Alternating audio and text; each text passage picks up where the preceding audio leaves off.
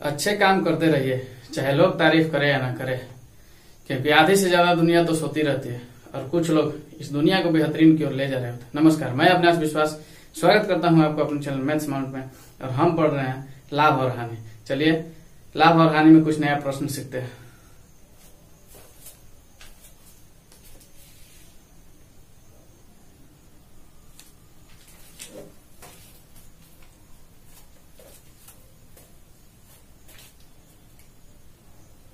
प्रश्न दिया हुआ है, एक फल विक्रेता कुछ केले 5 रुपए में 4 के भाव से खरीदा और उन्हें 8 रुपए में 6 के भाव से बेच दिया।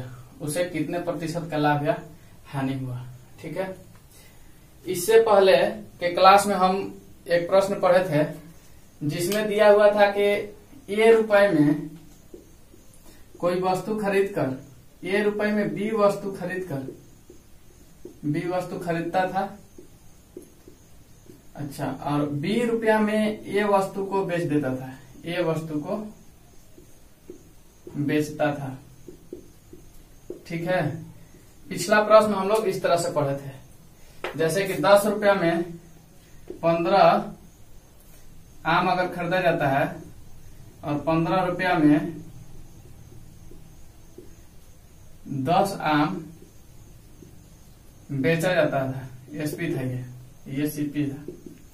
ठीक है, पिछला प्रश्न हम लोग ये पढ़े थे। ठीक है, कि ए रुपया में बी वस्तु खरीदकर और बी रुपया में ए वस्तु को बेचा जाता था, अर्थात 10 रुपया में 15 आम खरीदकर 15 रुपया में 10 आम बेचा जाता था। पिछले क्लास में हम लोग ये चीज पढ़े थे। ठीक है, लेकिन यहाँ हमारा प्रश्न दिया हुआ है कुछ अलग। ठीक है, जैसे कि 5 रुपया में 4 के भाव से खरीदा जाता है, ठीक है, और 8 रुपया में 6 के भाव से बेचा जाता है। ठीक है, अगर इस चीज को हम समझें तो ए रुपया में बी वस्तु का खरीदारी हो रहा है। ठीक है, बी वस्तु खरीदा जाता है, लेकिन सी रुपया में डी वस्तु बेचा जा रहा है। ठीक है, तो यहां पे था कि ए रुपया में बी खरीदकर बी रुपया में ए वस्तु बेच दिया जाता था, लेकिन यहाँ पे अलग है, ए रुपया में बी खरीदा जाता है, ठीक है, लेकिन सी रुपया में डी बेच दिया जाता है। कहने का मतलब हो सकता है कि 10 रुपया का कोई वस्तु खरीदा होगा, 10 रुपया का, तो मिला कितना होगा इसको? 12 वस्तु मिला होगा। ठीक है, लेकिन ये क्या करता है, सी रुपया में हो सकता है कि ये 15 रुपया कर देता हो या 9 रुपया कर देता हो, घटाकर या बढ़ाकर, लेकिन ये जो रेट है 10 रुपया पहले वाला उसमें चेंजिंग करता है। ठीक है, तो चलिए 15 रुपया करके इसको बेचता है, हो सकता है 10 वस्तु बेचता हो। ठीक है, तो यहाँ देखिए चारों अलग अलग आ गया। ए रुपया में बी वस्तु खरीदकर सी रुपया में डी वस्तु बेच दिया। ठीक है, तो इसको लाभ या हानि होता है, इसी चीज को हमको बताना है। ये प्रश्न मेरा इसी तरह से है। ठीक है, पीछे वाले प्रश्न से थोड़ा सा रिलेटेड है, तो इसको कैसे हल करेंगे देखिए।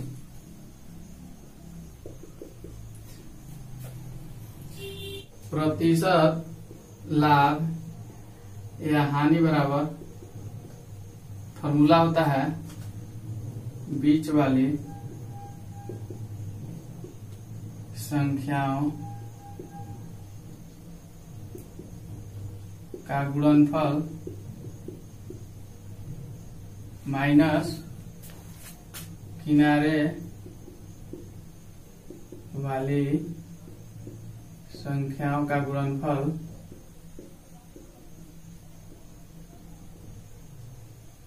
और बटा में क्या हो जाता है,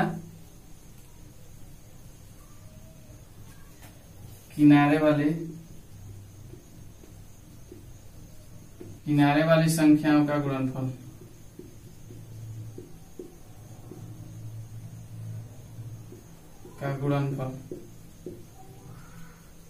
और गुना में क्या हो जाता है 100। ठीक है,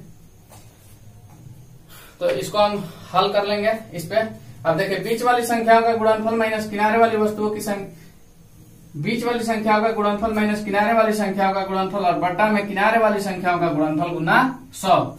तो इससे मेरा क्या हो जाएगा, प्रतिशत लाभ या हानि निकल के आ जाएगा। इस तरह का फॉर्मूला कब अप्लाई करेंगे, जब कोई वस्तु 5 रुपया में 4 के भाव से खरीदता है और 8 रुपया में 6 के भाव से बेच देगा। तो इस तरह से प्रश्न आएगा कि ए रुपए में बी वस्तु खरीद कर सी रुपए में डी वस्तु बेच दी जाए, तो इस तरह से आप इस चीज को अप्लाई करिएगा। चलिए देखिए, अब बीच वाली संख्याओं का गुणनफल कर लीजिए। बीच की संख्या कौन कौन है देख लीजिए। इसमें संख्या कौन कौन है, 5 है, 4 है, 8 है और 6 है। ठीक है, 5 हो गया, 4 हो गया, 8 हो गया और 6 हो गया। इसमें बीच वाली संख्याओं का गुणनफल बोल रहा है, तो किसको किसको बोल रहा है, ये 4 और 8 को। और किनारे वाली संख्याओं का गुणनफल कर लेंगे किसके साथ, इसके साथ। तो चलिए देखिए, 4 गुना 8 और माइनस किनारे वाली संख्याओं का गुणनफल। किनारे कौन कौन है, 5 है और कौन है, 6 है।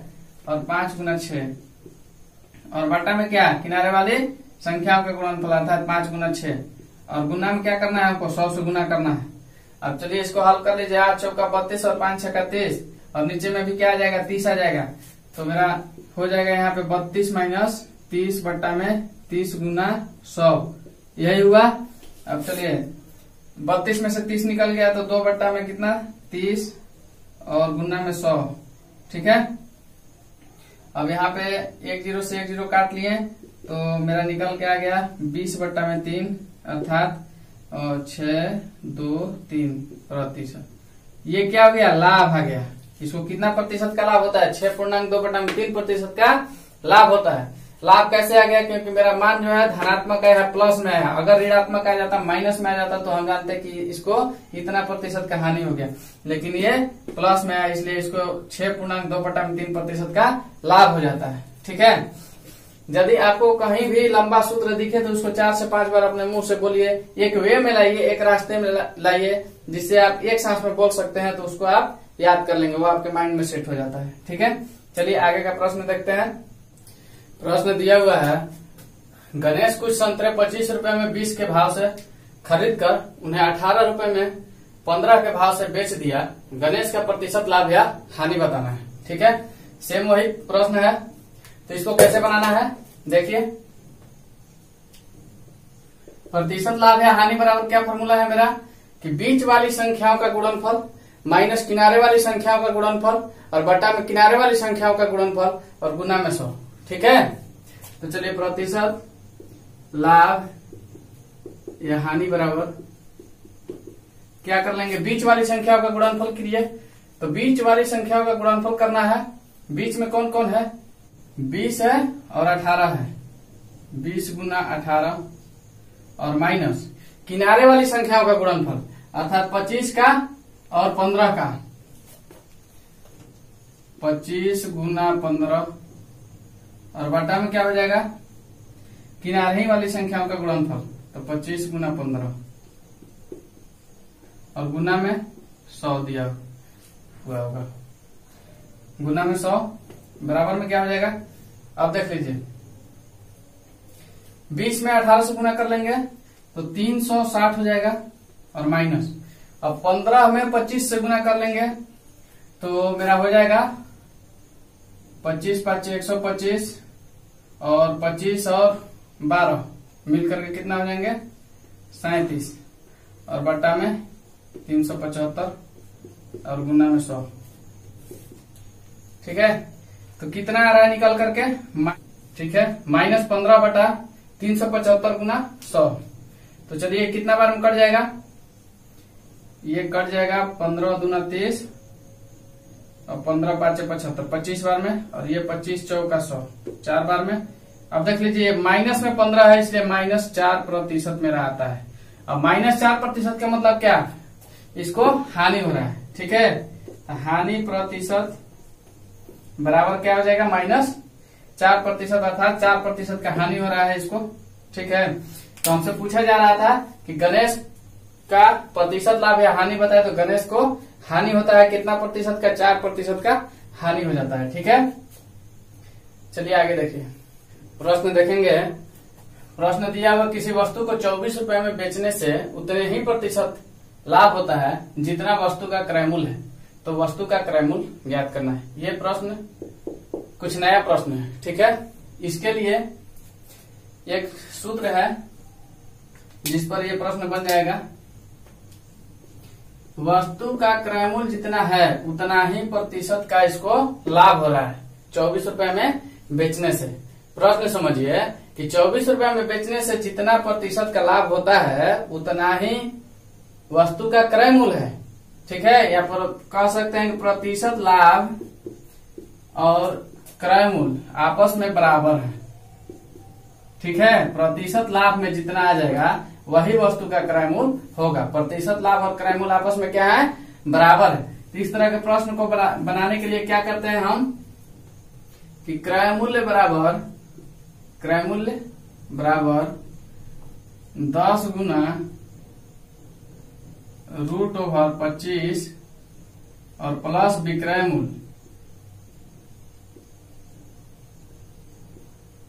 मूल्य। ये जो है रूट का जो चिन्ह होता है विक्रय मूल्य तक ही होता है और माइनस में 50 जो है फ्री रहता है, रूट के अंदर 50 नहीं है, ठीक है। तो क्रय मूल्य बराबर क्या हो गया, 10 गुना रूट के अंदर 25 प्लस विक्रय मूल्य और माइनस में 50, ठीक है। ये जो 50 है रूट के अंदर नहीं है, ये 50 अलग है। तो इस पर हम इस प्रश्न को हल करते हैं, ठीक है। ये 25 मेरा प्रश्न में ये सूत्र में ही दिया होता है, ये 25 सूत्र में ही दिया होता है और ये 10 भी दिया होता है और ये 50 भी, अर्थात इसमें विक्रय मूल्य सिर्फ हमको चेंज करना होता है, ठीक है। ये सब बाकी सूत्र का हिस्सा है। तो चलिए देखिए 10 का 10 लिख लीजिए रूट के अंदर और 25। अच्छा विक्रय मूल्य देखिए, विक्रय मूल्य कितना दिया हुआ है, 24 रुपए में बेचने से, अर्थात 24 रुपए मेरा क्या हो गया विक्रय मूल्य और माइनस में क्या 50, ठीक है, माइनस में क्या 50। अब इसको हल कर लेंगे हम तो क्या मेरा निकल के आ जाएगा।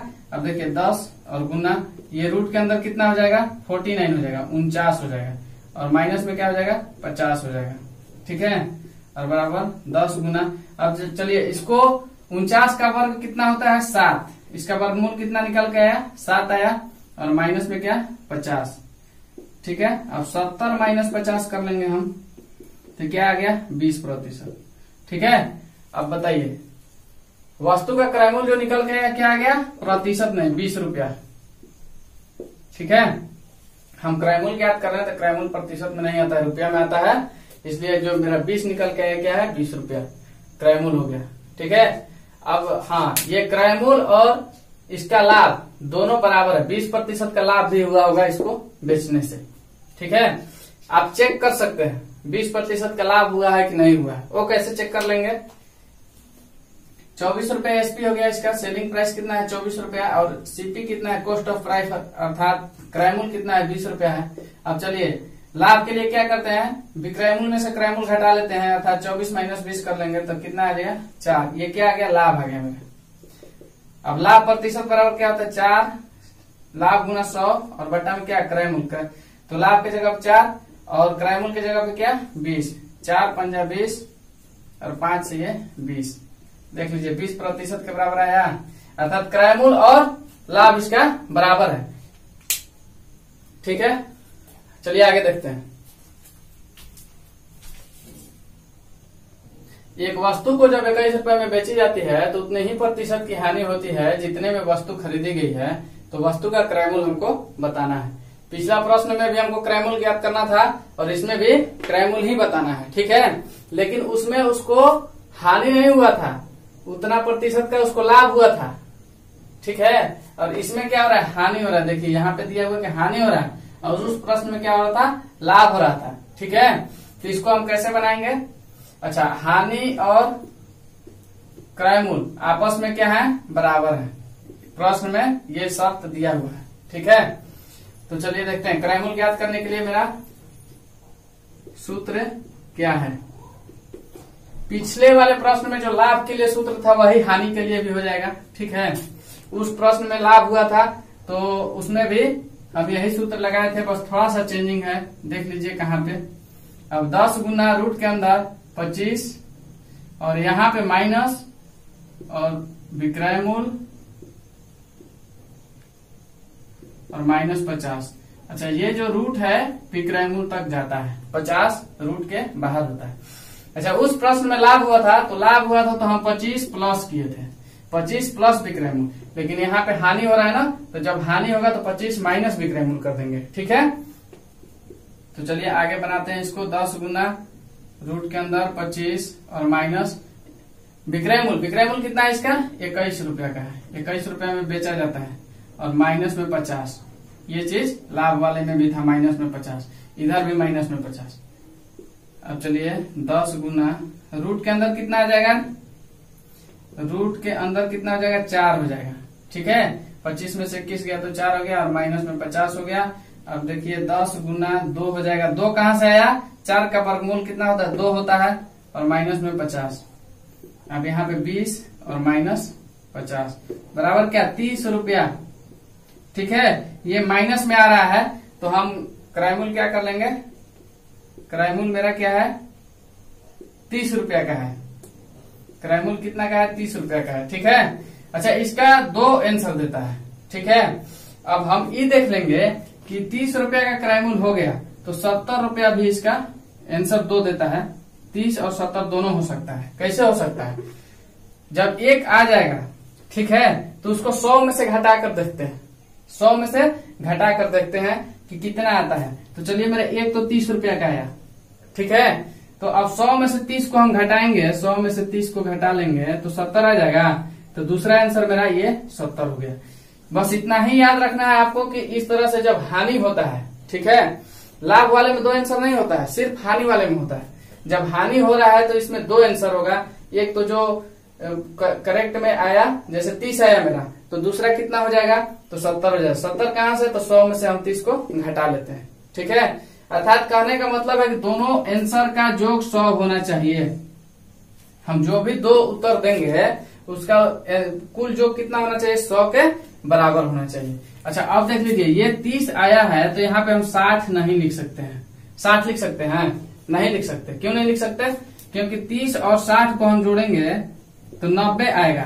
ठीक है, जबकि हमको आना कितना चाहिए? 100 आना चाहिए। ठीक है, दोनों आंसर का योग कितना होगा? 100 के बराबर होगा, अर्थात 100। दोनों को जोड़ लेंगे तो 100 आना चाहिए। अब 30 और 70 को जोड़ते हैं तो 100 आ जाएगा ना। इसीलिए एक तो मेरा 30 आया ही है और दूसरा 70 है। क्यों है? क्योंकि 30 और 70 को ही जोड़ेंगे तो मेरा क्या आएगा? 100 आएगा। इसके जगह पे कोई दूसरा संख्या रख कर देख लीजिए, 100 नहीं आएगा।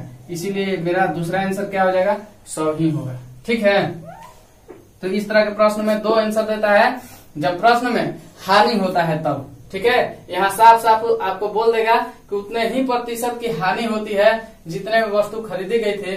तो हानि बोल दिया ना, तो हानि वाले में 2 आंसर आएगा। उसका ट्रिक क्या है कि क्रय मूल्य बराबर 10 गुना रूट के अंदर 25 माइनस विक्रय मूल्य और माइनस में 50। ठीक है, और लाभ वाले के लिए क्या फॉर्मूला था? उसमें भी क्रय मूल्य ज्ञात करने के लिए देता है। तो क्रय मूल्य बराबर 10 गुना रूट के अंदर 25 और प्लस में विक्रय मूल्य। ठीक है, और माइनस कब? जब हानि देगा तब, और लाभ देगा तो प्लस। ठीक है, तो हम आज आपको 4 प्रश्न बताएं। ठीक है, बहुत ज्यादा प्रश्न बनाने की आवश्यकता नहीं है, ज्यादा से ज्यादा समझिए।